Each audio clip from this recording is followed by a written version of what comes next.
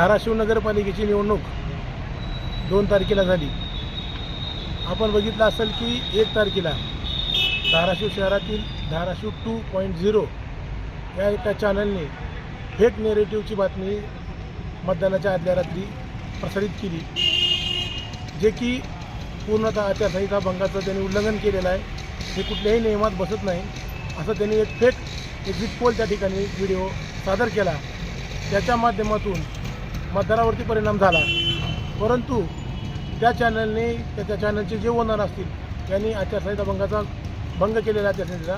आमची मागणी आहे, आम्ही कलेक्टर साहेबांना निवेदन दिलं आहे, निवडणूक निर्णय अधिकाऱ्यांना निवेदन दिलेलं आहे, सदरील चॅनलवरती कारवाई करण्यात यावी, जेणेकरून असा प्रकार भविष्यामध्ये घडणार नाही।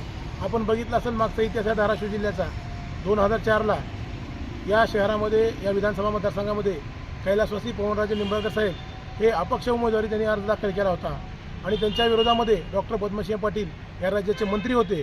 त्या दोघांमध्ये दुरंगी लढत होती, पण त्या लढतीमध्ये राजेसाहेबांनी अपक्ष उमेदवारी अर्ज दाखल केला होता, परंतु मतदानाच्या आदल्या दिवशी एका वर्तमानपत्रामध्ये पवनराजे निंबाळकर यांचा डॉक्टर पद्मसिंह पाटील यांना पाठिंबा अशी खोटी बनावट बातमी प्रसारित केली, जेणेकरून मतदानावरती परिणाम झाला आणि कैलासवासी पवनराजे निंबाळकर यांचा साहेबांचा 484 मतांनी थोडक्या मतामध्ये पराभव झाला।